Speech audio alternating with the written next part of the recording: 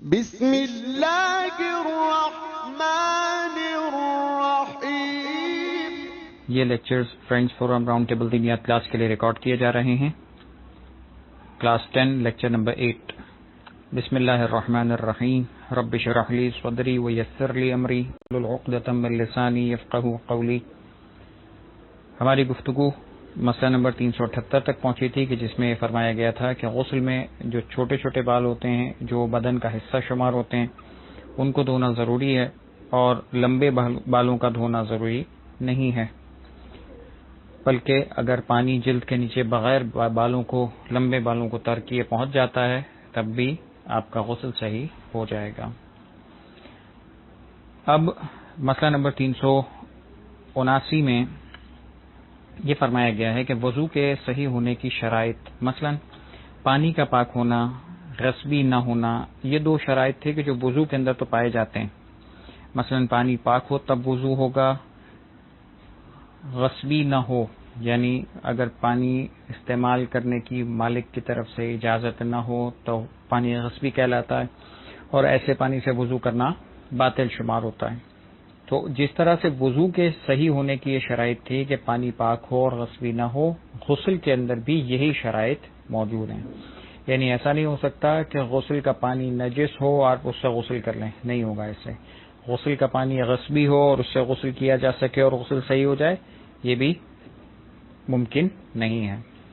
لیکن غسل میں یہ ضروری نہیں ہے کہ انسان بدن کو اوپر سے نیچے کی جانب دھوئے۔ جیسے وضو کے اندر ایک اور چیز تھی، اب یہاں پہ کمپیریٹیولی بیان کر رہے ہیں کہ کچھ چیزیں وضو کے اندر ضروری تھیں جو یہاں بھی ضروری ہیں، کچھ چیزیں وضو کے اندر ضروری تھیں لیکن یہاں پر ضروری نہیں ہیں، ان کا بھی تذکرہ ساتھ ساتھ ہو رہا ہے۔ جس میں سے ایک بات یہاں پہ یہ بیان کی کہ وضو کے اندر کیا ضروری تھا کہ ہم اوپر سے نیچے کی جانب دھوئیں۔ مثلا چہرہ دھو رہے ہیں تو اوپر سے نیچے کی جانب دھونا ضروری ہے، ہاتھ دھو رہے ہیں اوپر سے نیچے کی جانب دھونا ضروری ہے۔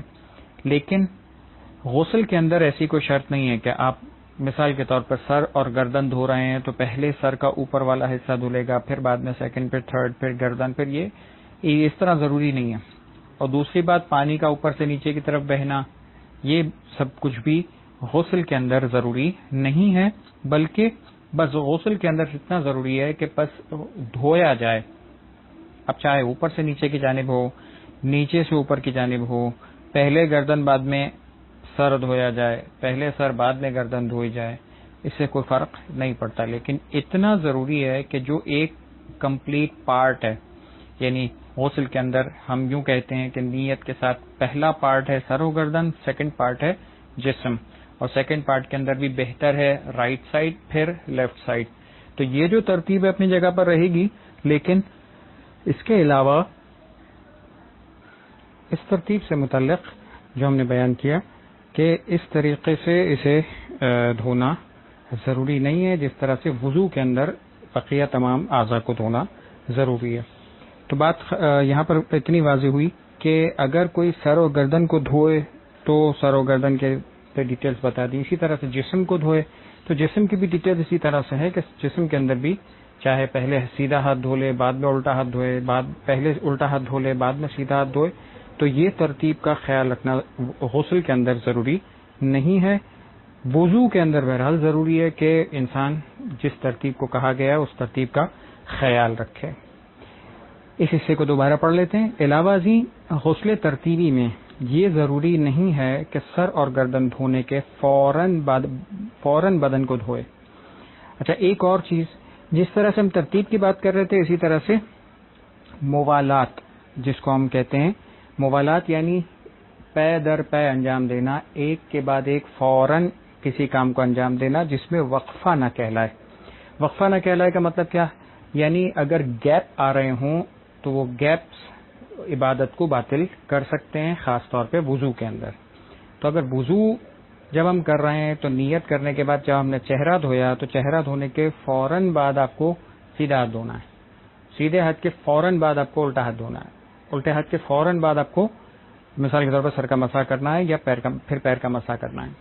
تو یہ فوراً کا مطلب یہ ہے کہ عرفی اگر فاصلہ کہلائے تو یہ باطل ہو جائیں گے، عرفی فاصلہ نہ کہلائے، مثلا جیسے کہ بعض مسائل میں ذکر ہوا ہے کہ اگر تھوڑا بہت چند قدم چلنے کا فاصلہ ہو، چند مثال سیکنڈز کا فاصلہ ہو، مثال کے طور پر کچن میں آپ نے وضو کیا، کامن میں آ کے، کمرے میں آ کے، مصلی پہ آ کے آپ نے مسح کیا، تو تھوڑے چند قدم چلنے سے، چونکہ عرفاً جنرلی عام طور پر لوگ یہ کہتے ہیں کہ اس سے فاصلہ نہیں کہا جاتا، اس لیے یہ چل جائے گا، لیکن یہ بہرحال خیال رکھنا پڑے گا کہ اگر اس سے زیادہ فاصلہ ہو تو وہ فاصلہ کہلاتا ہے اور وہ وضو کو باطل کر دیتا ہے۔ لیکن کیا ضروری ہے کہ غسل کے اندر جو غسل ترتیبی ہے، جس کے اندر سٹیپ بائی سٹیپ ہم دھو رہے تھے، جس کے ذریعے سے ہماری عبادت غسل انجام پا رہی تھی، کیا یہ اس کے اندر بھی ضروری ہے؟ تو اس کا جواب یہ ہے کہ نہیں، اس کے اندر کوئی ایسی ضرورت نہیں ہے، بلکہ ہوگا یہ کہ اس کے اندر اگر فوراً نہ بھی دھویا جائے تو کیا ہوگا، جیسے مثال کے طور پہ آگے انہوں نے خود بیان کیا، لہذا اگر سر و گردن دھونے کے بعد توقف کرے، سر و گردن دھو لیا، اس کے بعد آپ مثال کے طور پہ رک گئے، آدھے گھنٹے کے بعد، کچھ وقت گزرنے کے بعد بدن کو دھوئے تو کوئی حرج نہیں، مثلا آدھے گھنٹے بعد آپ نے بدن کو دھویا، کوئی مسئلہ نہیں ہے۔ یا مثال کے طور پہ جیسے فرض کر لیں، پریکٹیکلی یہ ہو سکتا ہے کہ آپ نے سر و گردن دھو لیا، اس کے بعد آپ کو یاد آیا کہ چلے نہا بھی لیتے ہیں ساتھ ساتھ، تو صابن سے آپ نے نہانا شروع کر دیا، تو اب نہانے کے اندر مثال کے طور پر 5 منٹ لگے، 10 منٹ لگے، تو یہ جو گیپ آ گیا، یا مثال کے طور پر کوئی اور وقفہ درمیان میں آ گیا کہ جس کے اندر کچھ ٹائم گزر گیا، تو ٹھیک ہے، مسئلہ نہیں ہے۔ اس توقف کی وجہ سے، اس گیپ کی وجہ سے غسل باطل نہیں ہوتا، جب بھی اس کو ریزیوم کیا جائے گا کچھ دیر بعد تو وہ اسی طریقے سے اسی سٹیپ پر ریزیوم ہو جائے گا، اور نئے طریقے سے یا نئے سلیقے سے دوبارہ غسل کرنے کی ضرورت نہیں پڑے گی۔ تو پس کیا ہوگا، کچھ وقت گزرنے کے بعد پھر بدن کو دھوئے تو کوئی حرج نہیں، بلکہ ضروری نہیں ہے کہ سر اور گردن یا تمام بدن کو ایک ساتھ دھوئے۔ مثلا بس اگر مثال کے طور پر سر دھویا ہو، کچھ دیر بعد گردن دھوئے، تب بھی جائز ہے۔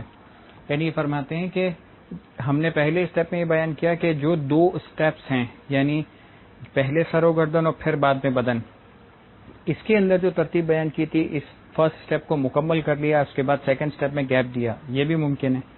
یہ بھی ممکن ہے کہ آپ نے سر دھویا اور سر دھونے کے بعد اب آپ نے سر دھونے کے بعد آپ نے گردن، یعنی سر پہ پانی ڈالا، اس کے بعد گردن پہ بھی پانی ڈالنا تھا، آپ نے کہا چلو بعد میں کرتے ہیں، تو اس کے درمیان اگر گیپ کر لیا، اس کے درمیان اگر وقفہ آ گیا تو بھی چل جائے گا، اور اس گیپس کو بھی غسل کے اندر کنسیڈر کیا جاتا ہے، اور ایسے کرنے سے، اس وقفہ دینے سے، توقف کرنے سے غسل باطل نہیں ہوتا۔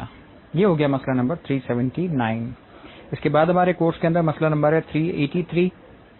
اگر کوئی شخص شک کرے کہ اس نے غسل کیا ہے یا نہیں تو ضروری ہے کہ غسل کرے، لیکن اگر غسل کے بعد شک کرے کہ غسل صحیح کیا ہے یا نہیں تو دوبارہ غسل کرنا ضروری نہیں ہے۔ 2 قسم کے شکوک بیان کیے ہیں یہاں پہ۔ پہلا شک یہ ہے کہ غسل کیا ہے یا نہیں۔ مثلا آپ مجرم ہوئے، اور مجرم ہونے کے بعد اب کچھ دیر گزر گئی، مثال کے طور پر رات گزر گئی، اب صبح آپ کو شک ہو رہا ہے کہ آپ نے رات کو غسل کر لیا تھا اور پھر سوئے تھے، یا رات کو اٹھ کے غسل کر لیا تھا یا نہیں کیا تھا۔ تو یہاں پر شک کس بارے میں ہے؟ شک اس بارے میں ہے کہ آپ نے غسل کیا ہے یا نہیں۔ کیا یا نہیں کا مطلب یہ کہ یہ غسل وجود میں آیا تھا یا وجود میں نہیں آیا تھا۔ تو اس سوال کا جواب یا اس شک کا جواب یہ ہوگا کہ چونکہ آپ کو یہ شک ہے کہ آیا غسل ہوا ہے یا نہیں ہوا، یعنی آپ نے کیا ہے یا نہیں کیا، تو ایسی صورت میں تو آپ یہی سمجھیں گے، چونکہ پہلے غسل نہیں کیا تھا یہ تو پتا ہے، اس کے بعد غسل کیا یا نہیں کیا اس کے بارے میں شک ہے، تو آپ کیا کریں گے؟ جیسے کہ اس سے پہلے بھی مسائل میں بیان ہوا کہ ایسے موقع پر آپ یہی سمجھیں گے کہ جیسے آپ نے غسل نہیں کیا۔ آپ یہ سمجھیں گے کہ غسل نہیں کیا تو اس کا مطلب غسل کرنا آپ کے اوپر ضروری ہے، واجب ہے، جو بھی آپ کی ذمہ داری ہے وہ آپ کی ادا کرنا آپ کے لیے ضروری ہوگا۔ تو اگر شک اس بارے میں ہے کہ غسل کیا یا نہیں تو اس کا جواب یہ ہے کہ غسل نہیں کیا۔ آپ ایسا سمجھیں کہ غسل نہیں کیا اور پھر غسل کرنا ذمہ داری ہے۔ لیکن اگر غسل کرنے کے بعد شک کرے کہ غسل صحیح کیا ہے یا نہیں تو دوبارہ غسل کرنا ضروری نہیں ہے۔ آپ کو یہ تو پتا ہے کہ آپ نے غسل تو کر لیا، غسل کمپلیٹ ہو گیا، کمپلیٹ ہونے کے بعد آپ نماز پڑھنے بیٹھے، اب آپ کو شک ہو رہا ہے کہ کیا میں نے بالکل صحیح غسل کیا تھا یا نہیں، کچھ ایسا تو نہیں، کچھ گڑبڑ رہ گئی، ایسا تو نہیں کچھ جھولنے سے رہ گیا، ایسا تو نہیں مثال کے طور پہ کچھ ایسا ہو گیا۔ یہ جو شک غسل کرنے کے بعد ہوتے ہیں، تو غسل کے بعد آنے والا یہ شک کہ غسل صحیح کیا یا نہیں کیا، تو غسل کے بعد ہونے والا ایسا شک، اس کا جواب یہ ہے کہ چونکہ آپ نے پہلے غسل کیا ہے اور جب آپ نے کمپلیٹ کیا تو ظاہر سی بات ہے کچھ نہ کچھ تو آپ کو اطمینان ہوا ہوگا، تبھی تو آپ نے کمپلیٹ کیا غسل، اور اس کے بعد آپ اس مقام پر پہنچیں تو آپ یہ سمجھیں کہ وہ جو آپ نے غسل کیا ہے وہ صحیح کیا ہے. آپ کو اس شک میں جو غسل کرنے کے بعد پیدا ہوتا ہے اب دوبارہ کوئی غسل کرنے کی ضرورت نہیں ہے. آپ پچھلے غسل کو صحیح سمجھ لیجئے اور اس صحیح غسل کے اعتبار سے جو آپ کو کام انجام دینے ہیں، چاہے نماز پڑھنی ہے چاہے کوئی اور کام انجام دینے ہیں، وہ تمام کاموں کو انجام دے سکتے ہیں. اب اس کے اندر کوئی حرج نہیں ہے. یہ ہو گیا مسئلہ نمبر 383. مسئلہ نمبر 384 کہ جس میں فرمایا ہے کہ اگر غسل کے دوران کسی شخص سے حدث اصغر سرزد ہو جائے، مثلا پیشاب کر دے، تو اس غسل کو ترک کر کے نئے سرے سے غسل کرنا ضروری نہیں ہے. حدث کی اگر آپ کے ذہن میں ڈیفینیشن ہو تو حدث اس کام کو کہتے ہیں کہ جس کو انجام دینے سے آپ کا وضو یا غسل باطل ہو سکتا ہے. تو اب وضو یا غسل باطل ہو سکتا ہے. مثال کے طور پر وضو کیا تو وضو کب باطل ہوتا ہے؟ مبطلات وضو، یہ سارے وہ ہیں جو حدث کہلاتے ہیں. آسان الفاظ میں کہیں کہ مبطلات وضو جو چیزیں ہیں وہ کہلاتی ہیں حدث اصغر، اور جو چیزیں موجبات غسل کہلاتی ہیں کہ جن کی وجہ سے آپ کو غسل کرنا پڑتا ہے وہ کہلاتے ہیں حدث اکبر. آسان الفاظ میں بیان کیا جا رہا ہے. بہرحال جب ڈیٹیل آئیں گے تو اس وقت آپ ان چیزوں کو پڑھ سکتے ہیں. یعنی جن چیزوں کی وجہ سے غسل واجب ہوگا وہ حدث اکبر کہلائیں گے، جن چیزوں کی وجہ سے وضو ٹوٹ جائے گا یا دوبارہ کرنا ضروری ہوگا وہ کہلائیں گے حدث اصغر. ان میں سے ایک یہ ہے کہ مثلا پیشاب، پاخانہ، ریح خارج ہونا، نیند، یہ تمام چیزیں ہیں کہ جس کی وجہ سے آپ کا وضو باطل ہو جاتا ہے یا ان کی وجہ سے آپ کو وضو کرنا پڑتا ہے. تو کہتے ہیں کہ اگر غسل کے درمیان اگر ایسا کام انجام پا جائے، مثلا اگر مثال کے طور پر غسل کے بعد انجام پایا، آپ نے غسل کر لیا غسل جنابت، اس کے بعد آپ مثال کے طور پر پیشاب کرنے گئے تو آپ کا غسل باطل ہو گیا. غسل باطل ہو گئے کا مطلب کیا؟ اب وہ طہارت ختم ہو گئی. باطل کا مطلب یہ نہیں ہے کہ اب دوبارہ غسل جنابت کرنا پڑے گا، یہ نہیں. غسل کا مطلب یہ ہے کہ اب آپ کو طہارت کی کیفیت ختم ہو گئی. اب آپ کو اگر نماز پڑھنی ہے تو آپ کو وضو کرنا پڑے گا، یا اسی طریقے سے کوئی اور ایسا کام کرنا ہے تو اس کے لیے طہارت حاصل کرنی پڑے گی، جو اس کی مناسب طہارت جس کے بارے میں حکم دیا گیا. لیکن اگر یہ درمیان میں ہو جائے، مثال کے طور پہ غسل کرتے کرتے اگر پیشاب خارج ہو جاتا ہے تو کیا ہوگا؟ تو کہتے ہیں کہ ایسی صورتحال میں جو حدث اصغر انسان کے جسم سے صادر ہوا ہے، غسل کے دوران ہوا ہے، ایسے سرزد ہونے سے آغا سیستانی کے نزدیک غسل ایسا نہیں ہے کہ باطل ایسا ہو گیا کہ جس کے بعد آپ کو دوبارہ نئے سرے سے غسل کرنا پڑے. کہتے ہیں نہیں، اس سے یہ فرق نہیں پڑے گا کہ آپ کو غسل دوبارہ شروع سے کرنا پڑے، بلکہ آپ کیا کریں گے؟ بلکہ وہ اپنے غسل کو مکمل کر سکتا ہے. بس آپ ایک کام کریں کہ چونکہ حدث اصغر سرزد ہوا ہے تو آپ اپنے غسل کو کنٹینیو کریں، اور اس کنٹینیو کرنے کے بعد آپ غسل کو مکمل کر لیجئے. تو ہوگا کیا؟ آپ کی غسل کی ذمہ داری پھر فقط پوری ہوگی، لیکن طہارت والی جو کیفیت تھی کہ جس غسل کے بعد آپ اس طہارت کے ساتھ وہ بقیہ کام مثلا نماز پڑھ سکتے تھے، کہتے ہیں وہ پھر آپ کو حاصل نہیں ہوگا. ذمہ داری غسل مکمل ہو جائے گی لیکن طہارت حاصل وہ والی نہیں ہوگی کہ جس کے ذریعے سے آپ نماز کے اندر داخل ہو سکیں. پھر کیا کریں گے؟ تو کہتے ہیں اس صورت میں احتیاط لازم کی بنا پر وضو کرنا بھی ضروری ہے. تو اب کیا کریں گے؟ غسل کرنے کے بعد اگر آپ کو کوئی عبادت انجام دینی ہے تو پھر آپ کو وضو کرنا پڑے گا. یہاں جو لکھا ہے کہ احتیاط لازم کی بنا پر وضو کرنا بھی ضروری ہے کا مطلب یہ نہیں ہے کہ غسل صحیح کرنے کے لیے وضو کرنا ضروری ہے، بلکہ اس کا مطلب یہ ہے کہ جب بھی آپ کو ایسی عبادت انجام دینا چاہیں گے تو آپ کے پاس طہارت نہیں ہے. غسل کیا ہے، بہرحال آپ نے غسل صحیح بھی ہو گیا آپ کا، لیکن طہارت نہیں ہے چونکہ حدث اصغر صادر ہو چکا تھا. تو بس بالکل ویسی ہی صورتحال ہو جائے گی کہ جیسے اگر غسل کرنے کے بعد آپ نے پیشاب کیا ہوتا تو کیا ہوتا؟ آپ کو اس کے بعد کوئی بھی نماز پڑھنے یا کسی کام کرنے کے لیے وضو کرنا پڑتا. اس میں بھی ایسے ہی کرنا پڑے گا کہ آپ کو وضو کرنا پڑے گا. اللهم صل على محمد